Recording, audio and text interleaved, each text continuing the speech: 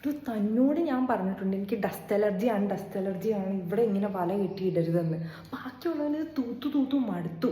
ഇന്നലെ രാത്രിയെ താൻ ആ സ്റ്റാർക്കേട്ടനെ കാണാനെന്ന് പറഞ്ഞ് പോയില്ലേ, എന്നിട്ട് ഞാൻ വെള്ളം കുടിക്കാൻ വേണ്ടിയിട്ട് തൻ്റെ ഒരു വലയിൽ ഞാൻ കുടുങ്ങി. എന്നിട്ട് അത് മാറ്റി വന്നപ്പോൾ രാവിലെയായി. ഓൾറെഡി 2 കൊല്ലം മുന്നേ തൻ്റെ വല വീണുകൊണ്ടാണല്ലോ എൻ്റെ ജീവിതം ഇങ്ങനെ വല നോക്കി പോയത്. എന്നിട്ട് നീ എൻ്റെ ഉള്ള ജീവിതത്തിലെ സമാധാനം കൂടി എന്തിനാ എൻ്റെ സ്പൈട്ടും ഇങ്ങനെ വലയിട്ട് കളയണത്? അതുകൊണ്ട് ഇനി ഇവിടെ എങ്ങനെ വലയിട്ട് കഴിഞ്ഞാൽ അത് മൊത്തം വൃത്തിയാക്കാതെ ഇയാൾ ഈ വീടിൻ്റെ പടി കടക്കില്ല. പിന്നെ ഞാൻ അറിഞ്ഞു ഇയാൾ നാട്ടിലെ മൊത്തം പെമ്പിള്ളേർ വീഴാൻ പോകുമ്പോൾ ഓടിച്ചെന്ന് വലയിട്ട് രക്ഷിക്കുന്നു. ഇയാൾ ആരാ? ഇനി അങ്ങനെ എന്തെങ്കിലും ഞാൻ അറിഞ്ഞു കഴിഞ്ഞാൽ കൈ വെട്ടി ഞാൻ കിണറ്റിലിടും. എന്നിട്ട് ഞാനതൊക്കെ പോട്ടേന്ന് വെക്കും. പിന്നെ എന്നോട് സ്നേഹം ഉണ്ടെങ്കിൽ എന്നോട് പറഞ്ഞാൽ മതി, എനിക്കത് മനസ്സിലാവും.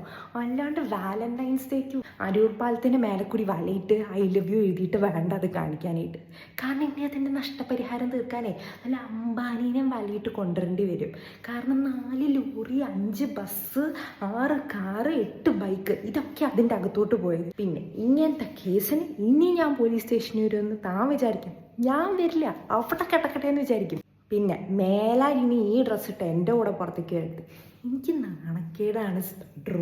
ഈ നാട്ടുകാരൊക്കെ കളിയാക്കി തുടങ്ങി. ഇവിടെ എന്തോരം ഡ്രസ്സ് വാങ്ങി വെച്ചിട്ടുണ്ട്, പല കളറിലെ.